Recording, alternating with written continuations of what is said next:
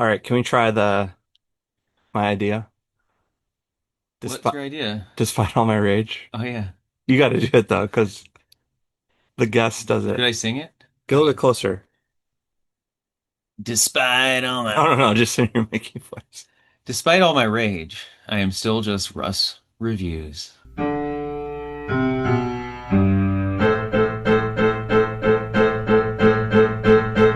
All right, everyone, started the timer. Welcome to Russ Reviews. I am the aforementioned Russ. Today, Mickey, this is pretty cool. Where are we? We're coming at you live together in one room in Chicago, Illinois, We're in USA. Chicago. So Mickey and I, we are going to be reviewing Billy Corgan and the Machines of God, Billy Corgan's uh, side project. I don't know how long he'll be doing this for, but Mickey and I, we went to Joliet, Illinois. Joliet is not close to either of us. We went to the Taste of Joliet and we saw Billy Corgan and the Machines of God. And we wanted to do a review of the concert, a review of the concept, and yeah, just kind of give you guys our thoughts. And then at the end, we'll talk about, we're thinking if there's time, we might do our top five favorite Smashing Pumpkin songs. Yeah. We want to get this in while it's fresh. Yeah. So, Mickey, this is fun, our first in-person episode. Yeah, I wanted to do our first one in person, but you were like, no, I got it under control. The setup. I needed it to get done. I had been procrastinating on this podcast for years. While I have you here, could we talk about dearth? Oh yeah.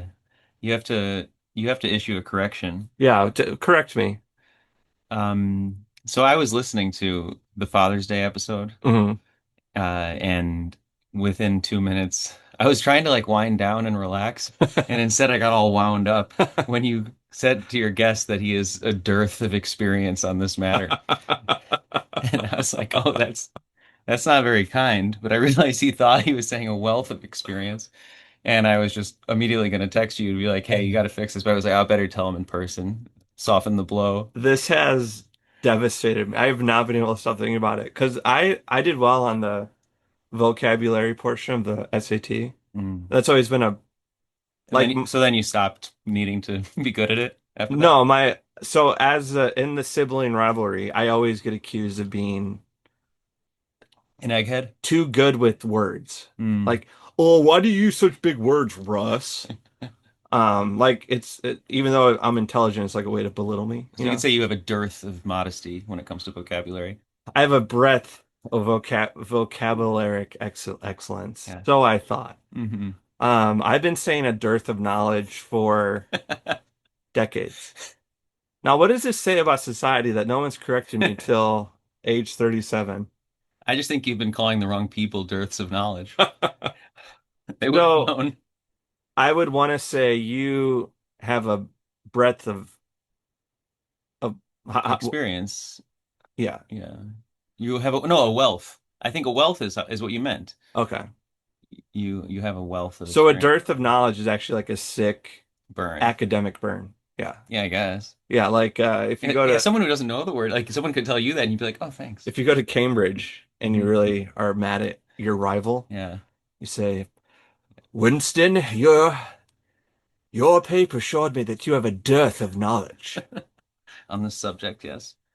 Yeah, it's tied to famine and scarcity. Yeah. I still haven't heard an apology to your guest. Rudy, I don't think Rudy is listening. I'm going to be completely honest with you. But Rudy, if you're listening, I'm sorry. You are a deep well of knowledge. Yeah. Fresh water, knowledge, experience, wisdom. You are not a dearth. So yeah, thanks, Mickey, for doing that. So podcast is going good. We're close to almost 50 subscriber followers, so Nice. that's exciting. And yeah, we just keep evolving. Mickey opened the door Oh, because he's hot. I was trying to be subtle about it. No, no, I'm all about getting behind the scenes. So we're using our blue Yeti mic and we have it set to the thing that looks like an 8, which according to my booklet, that means uh the pattern goes both ways. So that's cool. Nice. Yeah, this mic's pretty cool. So, all right. So, Mickey, here's what happened. We were chatting one day. Hmm. We're going to start the content now. Great. We were chatting one day, and you had mentioned to me that Billy Corgan announced they're doing a re-release of Machina. Not even, oh, of Machina. Yeah. Yeah. And I had no idea. And what did you say to me? Well, I said it isn't a re-release. It's a release for the first time of Machina 2 officially. Well, yeah, That's what I said. I was like, Russ, it's happening. Did you right. see?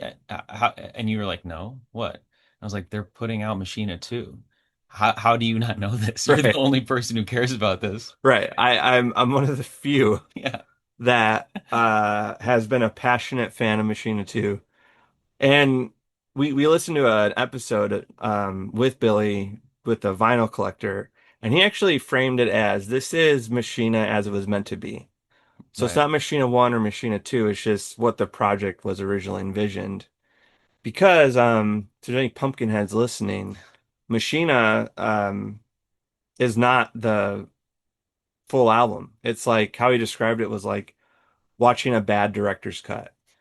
At this point, I hope anyone listening is a Pumpkins head because we haven't given them much context. That's true. Um, yeah, the Smashing Pumpkins put out how many albums in Uh their original yeah, form? Gish, Siamese Dream, Mellon Collie, Adore, and then Machina was going to be their fifth. Only five. It's incredible that it was Yeah. just five official No, albums in their discography. they cheated because they have two amazing B-side collections Well, that sure. kind of double as albums. Right, but their final album, Machina, which came out in 1999 or 2000, 2000, I think. 2000, Don't quote me. had a sort of unofficial sequel that was not officially released by the label, and it's called Machina 2. And Russ and I both are fans of the album, but Russ more than me and more than anyone I've ever met. And so when I saw the press release that Machina 2 is finally getting released, I I asked Russ how he feels about it, and he had his head buried in the sand apparently. Well, I was ignorant. Yeah. I didn't know Billy had such a like presence on social media. So I followed Smashing Pumpkins, Billy Corgan, Madame Zuzu's Tea House. I followed his wife. And none of this got the news to you? No, after we talked. Oh, okay. And now I'm getting inundated with Yeah. pumpkin news. I get the same ads now on all four of my channels, and I'm like, I'm just waiting for this re-release to get announced so I can unsubscribe. Right. And Um, but we both listened to this interview that he did on a podcast episode of a show called The Vinyl Collectors or yeah, something I'll like link that. it in the show notes. Yeah, in it Billy Corgan went into detail about what this release really is, and that's what Yeah. So th this is actually a good moment to kind of talk about our experience with um the Smashing Pumpkins. So if you didn't know, Billy Corgan is the lead singer and one of the founding members of the Smashing Pumpkins. They had a pretty meteoric rise and then a pretty spectacular fall. It is crazy they only put out five like LPs. That's yeah. nuts in hindsight. Um, but in the midst of that, I became a fan in eighth grade when they were breaking up. So like that's what got me into them was like this band was breaking up. The Chicago Yeah, band, they're Q101 iconic. mainstays. Yeah, Chicago band. But I told you this yesterday. My first experience, I think, was that Simpsons episode, Homer Palooza, where Billy and Homer Simpson meet each other, and he's like, "Hi, I'm Billy Corgan, Smashing Pumpkins," and Homer's like, "I'm Homer Simpson, smiling politely." Um, but yeah, after that Simpsons episode, eighth grade, they were breaking up, and I was just like, I heard Everlasting Gaze, and I was like, I'm in. This is incredible. Yeah, the first CD of the Smashing Pumpkins that I owned was Machina, and it was like the day it came out. And I was so hyped on that single Everlasting Gaze. And then after it, no, none of the following 11 tracks or whatever matched the intensity. And so Yeah, and I that, didn't that really listen to it much, to be honest. that's what's weird about the those last two albums is fans really did not like them at first. But now, like all these years later, Adore and Machina 2, I think are revered now by the fans. And Well, that's uh what happens when you come reunite and just put out worse and worse music. Suddenly, the fourth and fifth LP you put out seem like diamonds. Billy, I think if you're listening, I think all your music's great. Especially Atum, which I'm wearing your Atum shirt, just so you know. Yes. Mickey bought this for me as a bit of a prank. No, no, he loves the tomb. And he knows how it's really pronounced. I've listened to all 33 songs, I promise. Um, but let me tell you a quick story about being a fan in eighth grade. So I had to take I was trying to get into high school and I was trying to get into the magnet schools. So like Northside, Lincoln Park, Lane Tech, they all had like tests you had to take. So I had a test I had to take for Lincoln Park High School on a Monday morning at like 8 o'clock. And the night before was their second to last show at the United Center, Oh wow. which Q101 was broadcasting live. And I was like, I have to make sure I record this on my cassette player. And my mom was like, she's like, you have to go to bed. Like, you have a very big test tomorrow. Like, I was like, yeah, yeah, yeah. And I basically like had to sneak. I stayed up very late and I got the whole show on two cassette tapes. James Van Ossel's the host. It's like all these great songs and that concert was kind of what opened the door to the rest of their catalog to me because I was like, I heard Glass and Ghost Children for the first time and I was like, what's this song? That's crazy. And then they just played all their hits, and then that kind of I began to want to figure out what are all these songs. And this was before Setlist FM, so like it was a nightmare, you know. But I did it, you know. I found out all the songs and Oh, so you heard the full concert and needed it then track down yeah, recording so that got me sessions. to adore Mellon Collie and Yeah. then that just started they've been my favorite band for ever since. Yeah. So the initials SP are in my first email address ever. Oh yeah. I don't say I it. But yeah, thought you just never mind. I love them. And you know, Billy, there's been a lot of highs and lows, but this concert was I feel like it was designed for people my age Yeah. because it. Well, tell people what's the concept of the tour. Right, yeah. The Smashing Pumpkins aren't they're touring later in the year, but before then, Billy Corgan announced a solo tour with the band that he put together called the Machines of God, which is the like subtitle of the album Machina. The official name of the record is Machina, the Machines of God. And so this solo tour is obviously going to put a lot of emphasis on that project.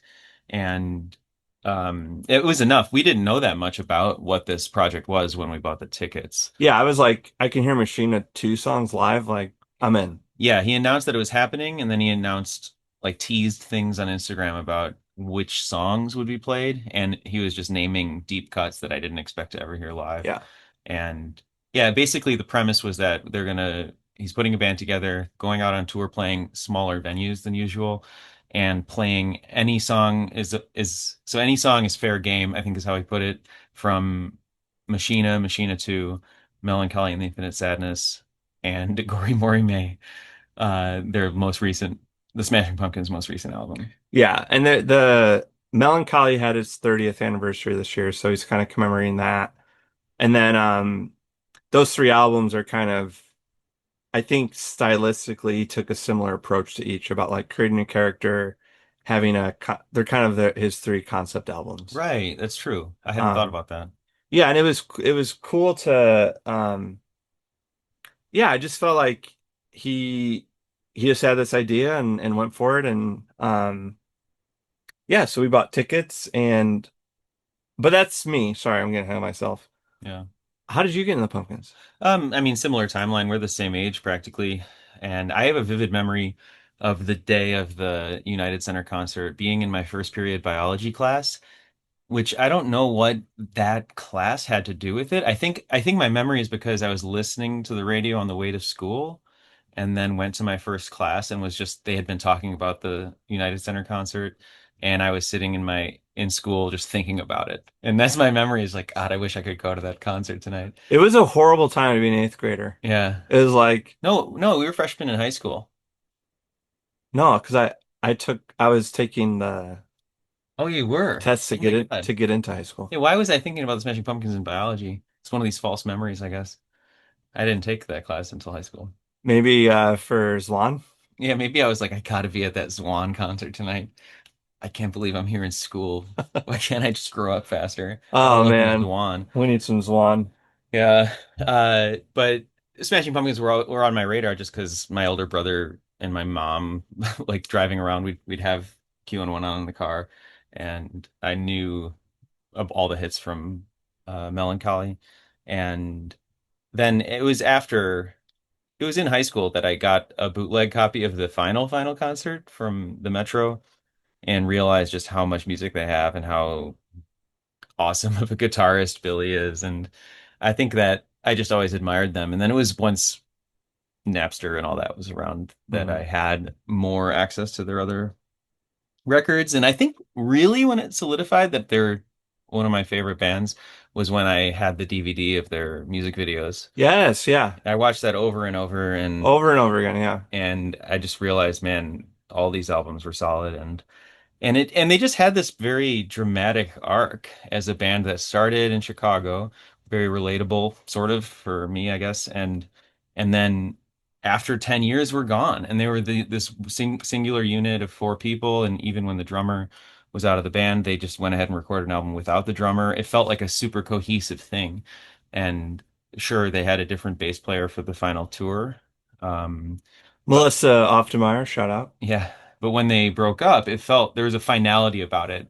It was it was my first time experience living through the breakup of a famous band, and so it felt like a very real and final thing. And I think that Yeah, I don't know, I think I just fell for it. right. Like they just pulled it off. They got fans through that kind of a dramatic act that it just worked. And so then when they announced a reunion in 2007, which was only 7 years later, it feels so short now. It Well, felt like a that was huge just deal. Jimmy and Billy. Right, but it was the Smashing Pumpkins were back, Right. and they did that like residency at the Orange Peel in Asheville, North Carolina, and I was just like, God, I wish I could go to that. And Yeah.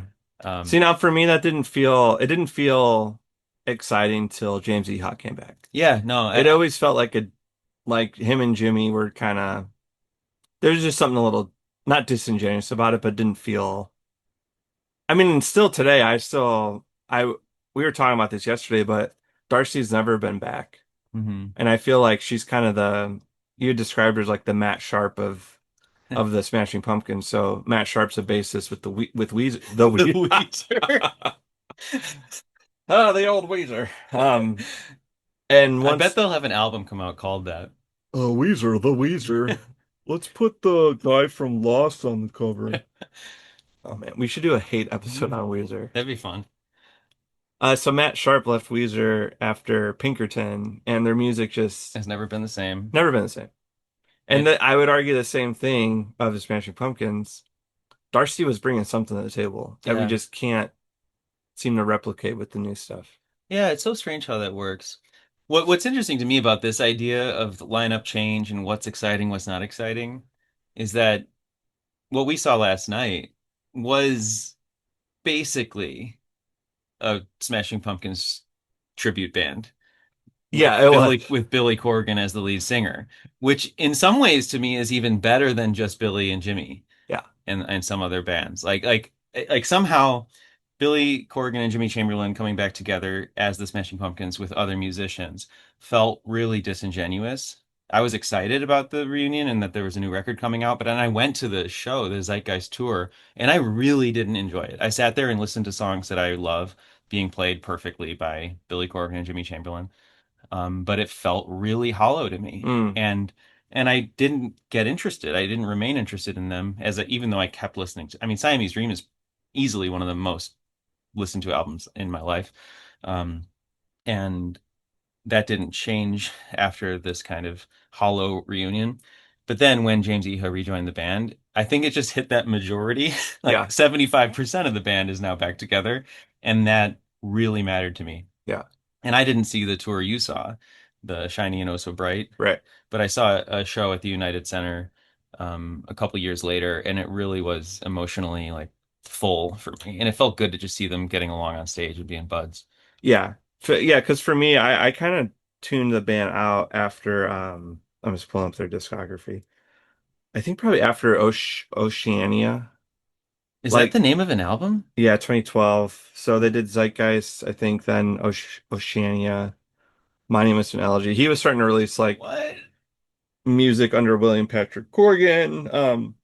He never really stopped making music, Right. but and I know this would bother him.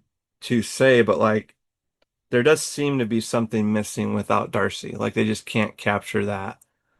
The quality of the songs they used to write. And what I noticed yesterday was that their old stuff was a little more uh had a repetitive kind of foundation that they were okay with.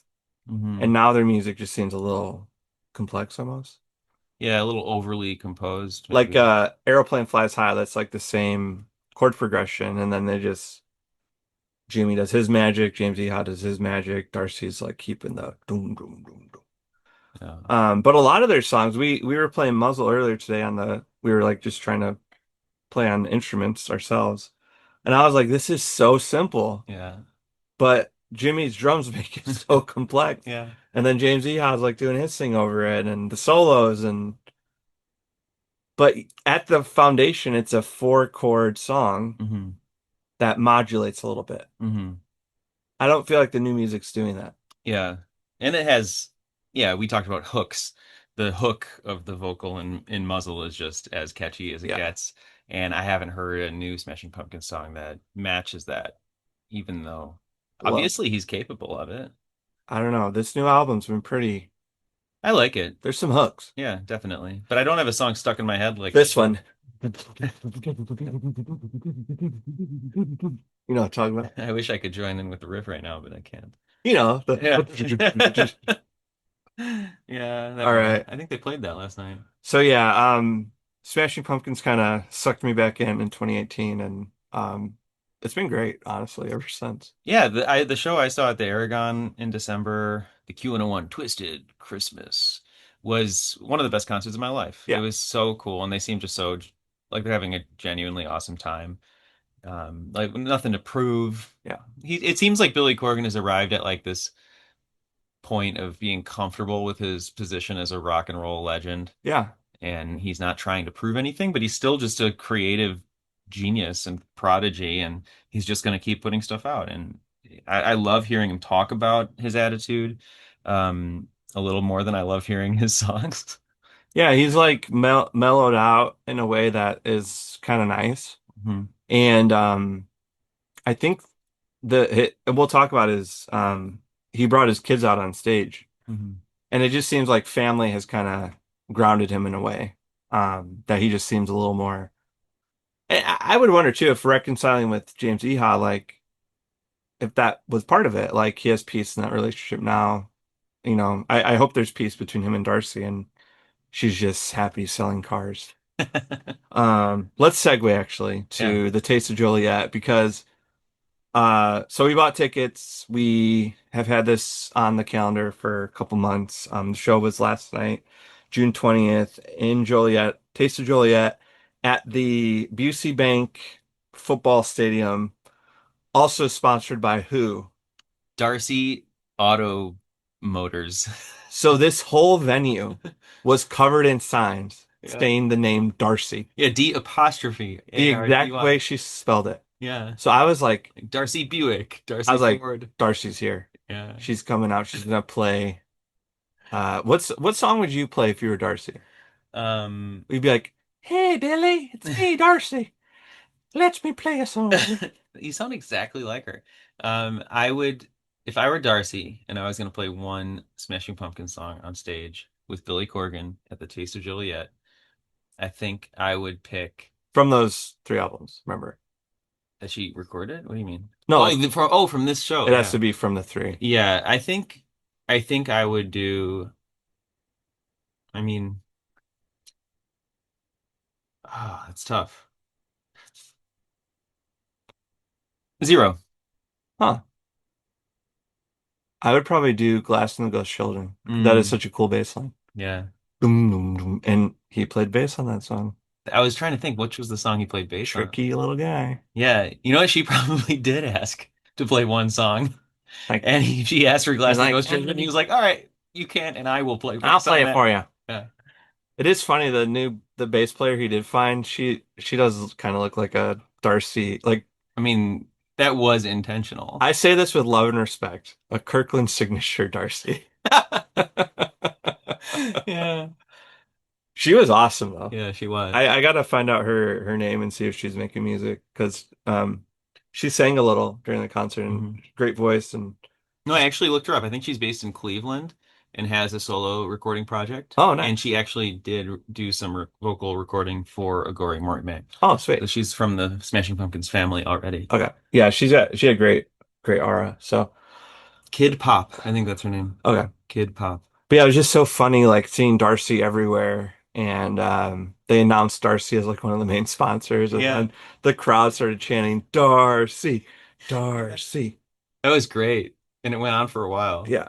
So what did you think of the venue though? So we show up, there's a carnival on a football field, and then there's a basically like a roundabout of food stands. It's the Taste of Joliet, so it's like all these different Joliet restaurants, and then they had a stage with where the band was. Yeah, I honestly thought it was great. It was really fun to be outside. It was a sunny, beautiful night. And I think that you pointed out that it's a bummer we don't get to see them in a small club like the rest of the tour. Chicago was the only date that they played not at like No, a metro-sized venue. Summerfest. Oh, Summerfest as well. Great. That's interesting. The two shows they're playing near Chicago are both Right. outdoors on big stages. But it felt right to me. It felt like he has a lot of people in Chicago who'd want to see him. It'll be good to play a little bit bigger. Yeah. And honestly, I loved it. I think it was great to see him outside. Yeah, and how the fine people of Joliet set up this venue was perfect, I thought. So they had like you could pay 25 and sit in like the bleachers or the lawn and just kind of have a Ravinia kind of experience. Hmm. Nothing says Ravinia like Machina too. That's right. Um or you could pay a little extra and be in like they kind of set it up where it did feel like a like the Riv or a smaller Aragon. Like Yeah. a small 500 person venue. Yeah, very no frills. Yeah. There weren't any. I've seen some photos just inadvertently of the tour, and there's definitely more bells and whistles in the other shows. And I was kind of excited about that because it seemed like a real concept, Billy Corgan and the Machines of God. And instead, we got a garage band, and Yeah. I prefer that to like I loved seeing Billy and just three other people doing these songs I love. Yeah. But it was a garage band with really good lights. I Mm. thought the light portion of it was excellent. Yeah, it Like, was good, but it was still subtle, yeah, it didn't like because the show in 2018 was so overproduced. yeah, and not in a bad way, but just it was very produced and similar to that Blink-182 concert we went to, just lots of videos, lots of rigmarole. Um, Yeah, and I just enjoy. It felt like this was the closest I would get to like one of their old Metro shows or the totally. Viper Lounge or whatever they call it. Is it the Viper Room? The Viper Room, I think that's in LA. Yeah, but he Yeah. always talks about playing there. Oh, okay. Yeah. Um, so So yeah, yeah, I this is Russ reviews. What would you out of 10 pumpkins, what would you give the venue? the venue. Yeah. 7. 7 out of 10 pumpkins? Yeah. What's wrong with those last three? Oh, it's just I guess I'm taking away pumpkins for the opening band. Like I was still at a concert That where I was had to not sit through a terrible tribute or terrible cover band. that was not Billy's. I know. So, but it's still holding the Yeah. whole vibe back a little bit. Yeah. I was a little dismayed by the I would give it 8 out of 10. Yeah. Um just 'cause I don't know. I don't really have a good reason not to give it 10 out of 10. Maybe I will. It was far away. It was very far from both of us. Yeah. It was a lot better than I thought it was going to be. Yeah, no, it was awesome. Maybe 8 out of 10 because it wasn't a club. I still think a club would have been prime. Yeah, there are clubs I would have rather seen this than that. Like they're playing Bogarts in Cincinnati, which is a place I don't like. I'm really glad we didn't go to that show. Yeah, but that one in Minneapolis would have been Yeah, cool. the Varsity Theater is just Yeah. beautiful. That would be yeah, the dream show. I looked it up. You can get resale tickets for like $300. I'm glad this tour sold well. Oh, Like cool. I'm really happy about that That's awesome. because All there's right. been times when the Pumpkins were not popular. Yeah, that's true. All right. So thinking about the show overall, how did you like the show? So it starts at 9:15. and they come out, Glass's theme, shattering glass on glass on glass, I'm shattering fast, fast, fast, fast, fast. That was so cool. It was just, yeah, a song I never expected to hear Billy Corgan sing live. And he just got to do it. I think he realized, like, oh, I haven't given these songs enough love, and Yeah, my bandmates aren't so into them, so I'll just do it myself this other way. And they pulled it off. That sounded perfect. The drummer, I mean, the headline here is that the drummer didn't take away from the experience. Like Jimmy Chamberlin's the best drummer there is. And so the idea of having another guy play his parts, it felt like that could hold it back. And it didn't. And Jimmy Chamberlin's always been with Billy Corgan. This is the first time I think these songs have any like this is the first time Bullet with Butterfly Wings has been performed by Billy Corgan without Jimmy Chamberlin. yeah, Um, as far as I know, I think maybe he had they must have had a touring drummer for those Adore years, yeah. That's but a fair point. not in my lifetime Yeah, that I yeah, am of concert going age. yeah. Overall, I thought the tunic was fun. I thought, Wardrobe, yeah, I thought all the wardrobe like yeah, great wardrobe. great all around. Like the Especially the guitarist had a machines of a custom made Machines of God yeah, leather tight fitting pants. they're awesome. Um, yeah, I want them. And then Billy was wearing like a what do you is that a tunic or a it looks like a something a cardinal would wear. Yeah, yeah, some kind of priest. Priestly garb. Yeah, leisure wear. Yeah. Now what I wonder is because each of those albums he assumes a character. So like in the first one it's he's Zero. The second one he's Glass. I don't know his name in the third album. But I was wondering like the outfits maybe was like an amalgamation of the three guys. Because like Zero would wear kind of silver pants. Glass would wear that black dress tunic. So Yeah. kind of combining the colors there. Yeah, I'm happy that thought went into it, it sounds like. I think so because I don't feel like he's worn that colored I want to say dress, but whatever you call those things. It's usually black or Or white, yeah. yeah, But no, I think that yeah, you're right. I think we didn't see the fully produced show. So this kind of stuff might not have landed as clearly. yeah, Instead it was just focused on the music. yeah. And I think overall though he seemed in a good mood. Yeah. Which when I saw him in 2018, I didn't get that same energy from him. Interesting. Yeah, he brought it at the Aragon when I saw him for sure. It was just like a happy celebration of a concert. And this felt that way too. I felt like he got a little frustrated with the crowd. I don't think the crowd noise was as loud as he's been used to in these other theaters because it was this big open field. It did feel quiet between songs. And so he was like, "Hey, you guys still there?" Um, but that didn't like they're just professionals. It didn't stop them from feeling Yeah, and great. there was like minimal heckling. Like I had to Mhm. heckle. Yeah. I yelled out something about Bill Burr. Yeah, has that story been wrapped up yet? I don't know. Yeah, I still think they're brothers. I think they're not. I think they are. Nope. Yes. Except no. Um, well, how about we talk about the set list?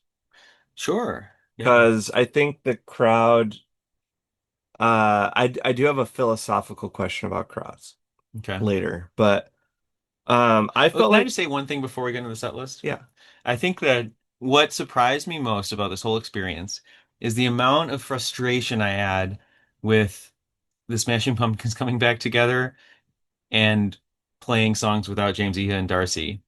I was so upset about that. Didn't even enjoy the show.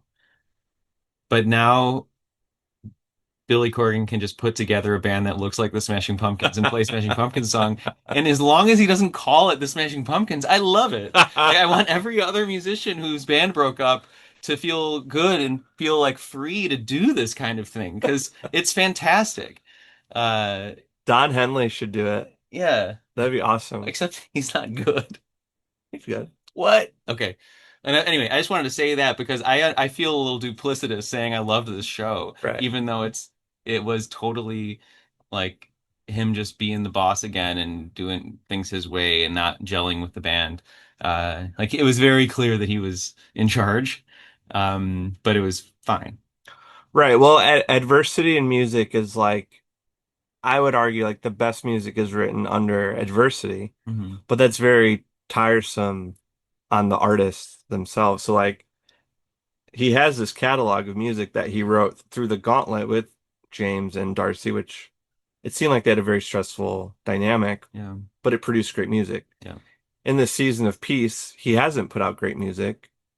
But like you said, when he got to be the center of the circle, like he was able to play the songs that he wrote through difficulty in an easy setting. Yeah. It's kind of a win-win almost. Yeah. And those songs were so awesome to hear live. Yeah. No, they were. It was like I never would have thought I could hear uh White Spider. White Spider. Yeah. Yeah. Or what was the other one? Blanking. But these songs, these performed for the first time songs were so exciting and so vital that it made like my favorite Smashing Pumpkins songs that they played a little bit boring. Hmm. Like it was like, ah, do we really need to hear Zero right now? Like I adore this song, but Oh, If There's a God. oh yeah. Because I remember hearing that on the Q101 show and just being Mm. like, "Oh, this song's cool." Yeah, it's short, it's good. And then yeah, they went right from that to what did they played I think Everlasting Gaze Yeah, maybe. I don't have the cellist in front of me. or Aeroplane Flight. It was or no, maybe they went right into Bodies. Bodies, yes. That was so cool. I told you that at the concert, but it's fine. Mickey's pouring a cup of coffee. In high school, I would sketch out the lyrics to that song in my journals In class. whenever I could, yeah. Uh, so okay, because what I wanted to mention about the crowd and the set list was I felt like there was a palpable difference between the melancholy songs, which everyone got lit for, Yeah, the Machina songs people like me got lit for, yeah. and then the Agori Mori May songs no one got lit for, right? Yeah, I think that's what he was frustrated with was that after the Agori Mori May songs, it was just like yeah. because he made that comment after I think one of the songs. Okay, yeah. Well, I think, yeah, You guys still there? I don't, and at least he's just poking fun at himself about that. Like Yeah. it's a stretch, Billy, to say that these three albums have some sort of unique connection to one another. Yeah. Like, oh, this would be a way to like sneak in a Gory Mori May and a Yeah. Melancholy Machina sandwich. I Uh, would have been down just for a Machines of God, like just uh, the two Machine albums. Just yeah. give it, play them how you want. Yeah, you're right, actually. Yeah, it's weird that this was called the Machines of God because it didn't feel especially Machina heavy. It felt like an equal distribution. It wasn't, yeah. Yeah. Um, yeah, it was very balanced. He didn't play a ton for Megori Morime. He only played three songs. Yeah. Um, Then I guess it wasn't balanced. well, it's balanced between Melancholy and Yeah. the Machina project. Mhm. Um, so yeah, set list wise, I thought, what would you give out of 10 pumpkins? What would you give the set list? 9. Yeah, I think so too. 9 pumpkins out of 10. I think, what song do you wish? I'd probably say 10. I'm not gonna lie. I thought it was pretty great. I got to hear Aeroplane Flies High, like, that's pretty cool. Yeah, it was amazing. I was about to say 10, but I just didn't have the Oh, guts. just turned Hellman, I sorry. chickened out and said 9. All right, let me look. There was a couple songs.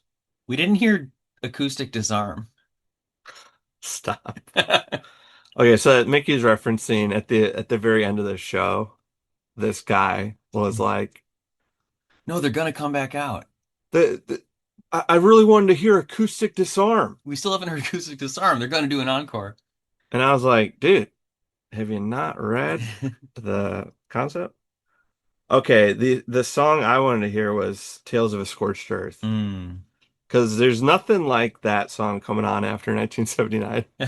I can think of all the people that bought the album for that single, and they're like, ah, track 5, 1979, and then they hear, you know, Yeah, that would have been amazing. I just remembered what song I was hoping and expecting to hear that they didn't play. and XYU is yeah, another one that I Oh was yeah. like, I really wanted to hear that song. Yeah. Well, we'll hear that in November at the 30th anniversary celebration of Mellon Collie and the Infinite Sadness at the Lyric Opera. Into the eyes of the jackal, I say Kabul. Emptiness is loneliness and loneliness. Yes. Lily, my one and only. Who knows what that's going to be like? I don't think they've quite figured it out yet.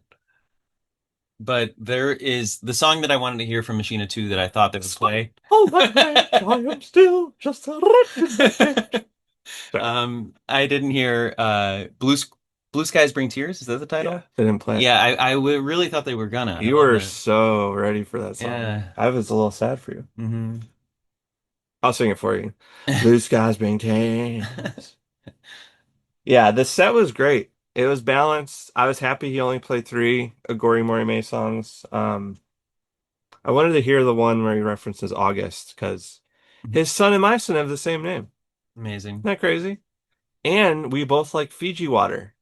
Yeah. No one else does. And we're both huge fans of the Smashing Pumpkins. You Like guys are basically the same person. Billy, if you're listening, or You're maybe both probably wearing an Entomb shirt right now. Mrs. Corgan, if you're listening, please tell Billy to be a guest on my podcast. Oh, Wouldn't that be so cool? I would love that. It seems like he's making the rounds. So, You would do it if you were like, this is a Smashing Pumpkins fan podcast, and we are so hyped about the Machines of God tour. I know you only have a few shows left, but we want to get you on. well, I was more Just talk the thinking concept through. Rust Reviews gets Billy Corgan, right? Yeah. What would you want to review with Billy Corgan? Maybe Cheap Trick. Because he would, He loves Cheap Trick. he already did a vinyl pod, so Mm. that's out the window. I would want to talk about The Cure Oh, that'd be cool. because I just did this like project where I listened to every Cure album. I'd Mm. never really heard The Cure besides that greatest hits with the stars. Yeah. So I went this album one to the one they just put out this year, last year. Uh, that'd be kind of fun. Yeah. Rush reviews The Cure with Billy Corgan. You would do it. You would do it in a heartbeat. Hey, you mentioned Ravinia. Why has he never played Ravinia? He probably lives right down the street I don't in know. Highland Park. Billy, leave a note, leave a comment. Why haven't you played Ravinia? Yeah. I'm surprised he's not doing that for the 30th anniversary Mellon Collie celebration. Well, I think his whole premise with the lyric is he's trying to build a bridge to the Lyric Opera House because I think they're struggling financially. Oh, really? Yeah, I think a lot of those kind of The kids aren't into opera? no, I don't Dang. think so. That's too bad. Well, whose fault is it? Hmm. It's our fault, really. Yeah. So, no one to blame but ourselves. Hmm. Yeah. Let's just end that podcast. I'm depressed. All right, could we? So the so for me, XYU and Tales of the Scorched Earth, I really wanted to hear like. Yeah, Were there it any songs that you were bummed out? does feel like, I guess that's why I'm taking away one pumpkin. This was his chance to really just do whatever he Like wanted. go metal, like just Yeah, he, go. he didn't need to appease any fan really or any passerby. Like Taste of Joliet, whatever. No one there wanted to hear Aeroplane Flies High, but they booked him, so he should be able to do what he wants. But I feel like generally the set list on this tour is holding back a little bit. Like he's not giving himself enough credit, I guess, with these deep cuts. He Hmm, didn't need to temper it with Bullet with Butterfly Wings and Zero yeah, and Tonight. Oh, yeah, we could have done without Eye of the Morning. I'm glad he didn't need to play Eye of the Morning. That's he didn't fine. play that. I know you just played it I know. I on your wish phone. I was gonna say. I was just gonna say. I wish he played that I one. wish he. Yeah, I love that. Radio. yeah. But even so, I would say, yeah, my one comment, one pumpkin below perfect because he took some time away from other deep cuts What about for this one? hits that we've heard before. Everywhere you are. What's that Imploding called? Voice. It's a good one. He didn't play Wound either, or Wound. But he played bodies. He played bodies. He played Where Boys Fear to Tread. That's a big deal. Am I gonna get flagged for these? Probably. I don't think so. Maybe you get flagged for a boring podcast. Are you, Playing just clips of songs. wait, are you bored? I'm having a great time. This one's for the fans, bro. Blue skies bring tears. Blue skies But bring that, yeah, tears. I sent you this alternate version of that I Yeah. thought was better. But Dude, but so with the Machina re-release or release, Release, yeah. it's gonna have a totally different track list. Hmm. I just am like, what's gonna be track one? Yeah, that'll be cool. I think it'll be Glass's theme Hmm. because that's kind of the thesis for the song. Yeah. But it was cool to like hear Machina and Machina 2 songs together because they do really lyrically there's a story in there that was hard to suss out. Yeah. Oh, I tried in eighth grade to Did read you? those lyrics and understand what the machines of God were. It didn't really work. And thanks to the interview he did, I'm realizing that it's, who is it? Warner Brothers' fault? Whatever record label. Virgin Yeah, Atlantic. Virgin Atlantic wouldn't let him do it the way he wanted. So Yeah. it's But whose fault was that? That was our fault uh because we didn't buy a door. oh yeah. So he lost some of his cachet. Yeah. Should have gotten a job in sixth grade. It's crazy because the door is so good now in Yeah, it is. hindsight. Um, yeah, we listened to the mono version of Adore. It was pretty good. Yeah. It actually was. Why was it good? I don't know. It was like what he said. It just kind of it hits different. Uh, All right, so set list 10 out of 10. 9 out of 10. Yeah, I'll say 9 out of 10 as well. Oh, But really? yeah, why not? All right. I don't know. You're basically being like For making a whole podcast around reviewing stuff, I'm very I'm a little pomo. cavalier about it. A little pomo. Yeah. Uh can I have one? I don't know if this is my fault because I'm going deaf, but I didn't love the mix. Hmm. I felt like I had a hard time hearing the lead guitar. Interesting. Her stuff was pretty. Could you hear it? Yeah, yeah. I had earplugs in. I don't know if that helped or what, but How would having a plug help? well, it reduces certain high and low frequency things that Yeah, you might have been I getting in the couldn't way for get you. her stuff in my ears. Hmm. And then the backup vocalist, I couldn't hear her at all. Yeah, she did not cut through with that Um, so kicksy voice she had. but the kick was tuned perfectly. The kick snare, like his drums were really good. Hmm. So mix, like the sound mix, best concert I ever heard was Radiohead at United Center. So I know it's possible. Hmm. And it's just like, there's something about it that felt a little, I wanted just a little bit more of the lead guitar because there's so much interesting stuff that Yeah. she is doing that I just couldn't hear. I do want to shout out. I was just saying I wish they played fewer hits from Mellon Collie, but I am glad they played Tonight because I hadn't ever heard a version like that, Yeah, and the bass player took lead vocal for first. for the verse, the Yeah. third verse, I think. So he just played it. He played it with the acoustic guitar, Yeah, and it was really yeah, special. it was cool. I thought Kiki Wong, right? Yeah. That's her name. She killed it. Great energy. She did really. I loved her performance of Zero Hmm. and Bullet. Mm. She just brought it. Yeah. There was another song where she kind of Well, those soloed. are on her set list every night with the Smashing Pumpkins too. What was the one where she was soloing and everyone like started cheering for her? I don't remember. Let me look it up. Talk to the crowd while I look. Okay. Um, Yeah, Kiki Wong it's interesting to me that she was in the band, like that Billy just was able to. It's cool that he has this orbit of musicians who have been involved in the Smashing Pumpkins that when he wants to do this other thing, he can just call his normal I don't know the story. guitarist. I don't know that. I don't know about her. I was talking to the crowd. Um, the the fact that I'll go. no, just the fact that she was in the band already. And so this solo project that she can join. Do you know that she's in the Smashing Pumpkins? No, Oh, you don't? Oh, I okay. thought James E. Howe was in this. He is, but Jeff Schrader was the other guitarist for what Yeah, the he first quit. reunion was. Okay, And then James Iha joined and Jeff Schrader stayed in the band and they got right. used to this three guitar live sound. And so when Jeff left, instead of just leaving it as Jimmy Oh, as James Iha and Billy, they replaced him and they had like this open casting call audition type thing. so she'll go on tour Yeah, overseas. I saw her in December with the Smashing Oh, Pumpkins, cool. and she was amazing. It was one of her first shows. Who She plays? toured with, she did the Green Day Smashing Pumpkins tour last year. That was her Okay, first one. who plays bass? Um, Someone else, Not the gal not that. this person. No, Okay, Kid Rock is her yeah, name. I think Kid Rock is the bass player. No, what her name was Kid Rock. I thought No, you Kid said. Pop, I think. Was it Oh, KYD? I think was it that's KYD? not too. POP? For me to say Kid Rock and her name's Kid Pop, that's not too crazy. No, it doesn't. It doesn't summon the idea of a specific other person. My name is Keith. All right, let's talk about this crowd. I had some issues with this crowd. Okay. There were some pumpkin heads there that I was Mhm. very happy to see. We're getting old. We're putting on some weight. Um, we're a bit demure. There were some crazy people Old big there. word Russ.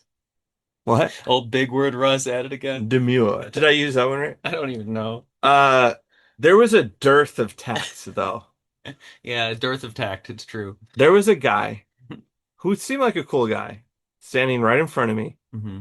holding his phone right in front of my face, filming Vertically. nonstop, vertically and then horizontally, Oh. and then vertically and then horizontally, It's in one in one without hitting cut. Oh, that's bad. And I wanted to be like, sir, Hmm. you know that's going to be a problem for your watchers back home.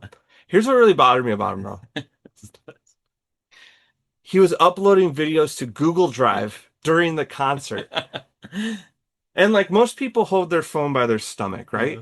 He was uploading to Google Drive with his phone up. Still blocking your view. Yeah, that's bad. That should have gotten him kicked out. So there's that guy. The second person, there was a guy by himself, and I was just trying to be friendly, and then he took it a little too personally, and like was really trying to be friends. And I was like, oh boy, I just want to be here with Mickey. I don't want to be Yeah. making new friends right now. He was laying it on pretty thick. Apparently, he claimed to be going to every single show of this tour. He Yes. led with that. He also said that the Pumpkins have an album called Tarantula. Yeah, he was just telling his own story. He said he had a kid at the carnival.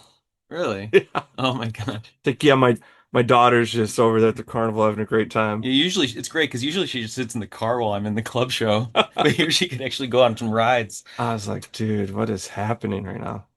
And then it got a little scary. There was this very muscular older man that was just standing next to me swearing, like cussing someone out. Uh, And because I have narcissism and fear of man, I thought he was mad at me. mm, And then he just disappeared. I was wow. like, thank God. I never saw this guy. You might have just imagined him. It might have I'm, just been something that Glass was bringing out of you. I don't know. Hmm. But philosophically, what's your view on recording concerts? Um, Because full disclosure, we both recorded yeah, it's true. vids. We did some vids. Yeah, I wanted my brother to see some clips, and I like it's fun. It doesn't make any sense because inevitably someone else filmed a clip just as good as the one I'm doing, maybe on another night, and that would have served. But I would never just like email my brother or text my brother a YouTube link to a show I wasn't at to be like, what I saw was like this. There's something vital about filming something that you're at. I think it doesn't make sense to film for a long time. Yeah. I filmed more than I usually would yesterday. Just I had an idea to just film like 10 seconds of each song Oh, and then that's edit cool. it together into a compressed version of the concert, Will just you do like that? bring up memories. I will do it, but I my phone filled up. I lost I ran out of space in like the 10th song. So Tell the people what kind of phone you have. I have an iPhone, What kind? An Apple iPhone. What version? It's new. Not new. It's an 11, I think, or 13. It has a button, I thought. No, I used to. I got a new one. Oh, you did? Yeah. How is it out of space already? It's only 64 gigs. The one I had with the button had 128 gigs. What are you doing? I don't know.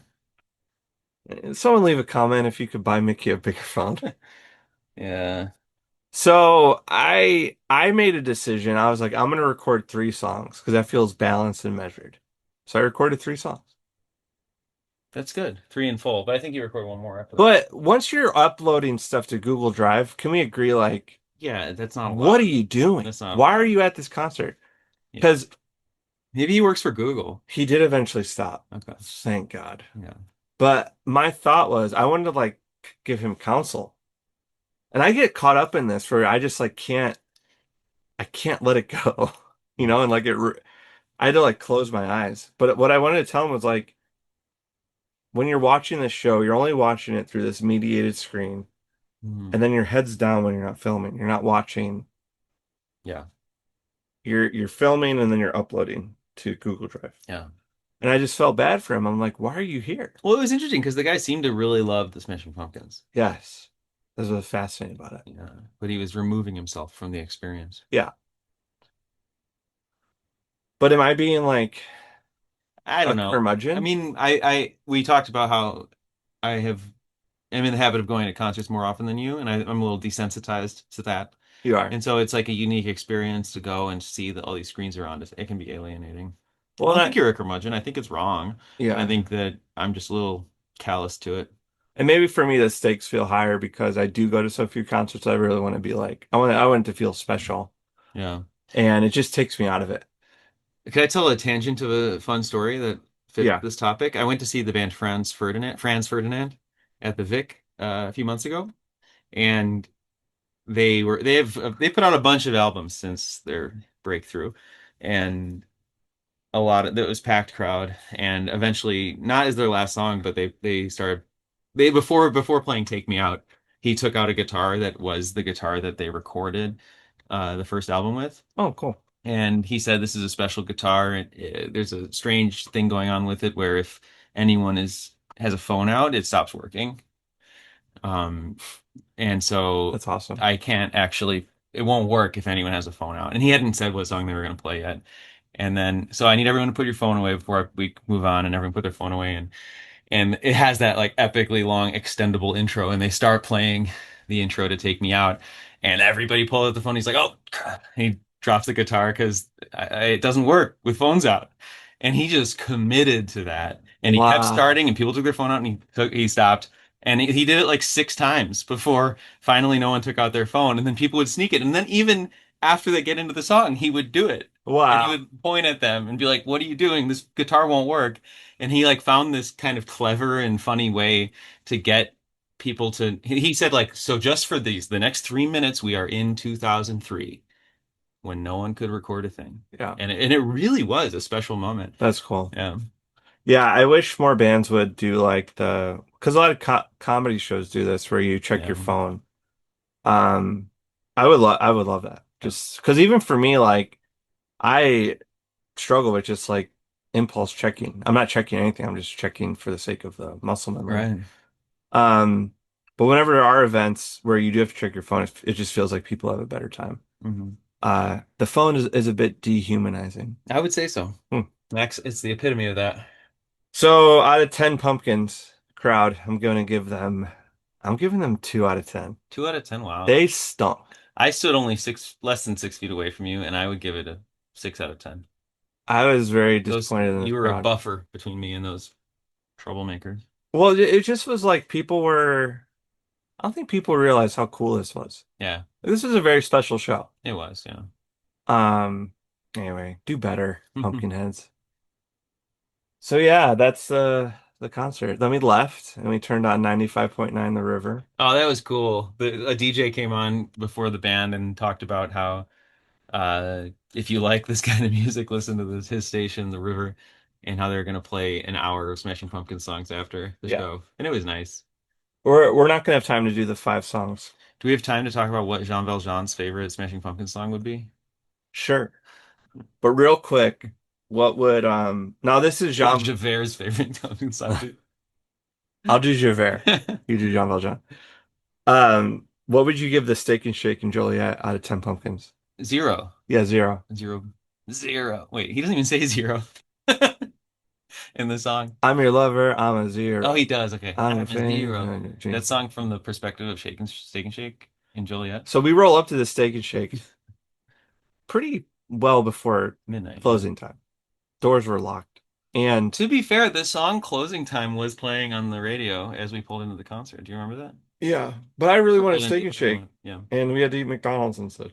I know, it's disappointing. Okay, so Javert's favorite pumpkin song would be uh Muzzle.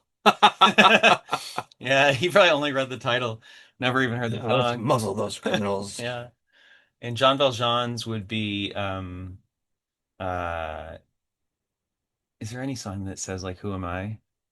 Um I feel like every pumpkin song yeah, is asking that just question. kidding. Yeah. You're right. Who am I really? He's just a discography completist. He might just be a big fan. Yeah. I am one. I Am One. Yeah, I Am One Uh, is Jean Valjean's favorite song. or I was gonna He was say, in on the ground floor. Crying Tree of Mercury.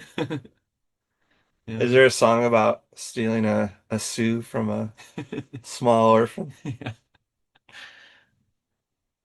Good stuff. 30 seconds We left. have to fill 30 seconds. Like, God, what are we gonna burn this time with?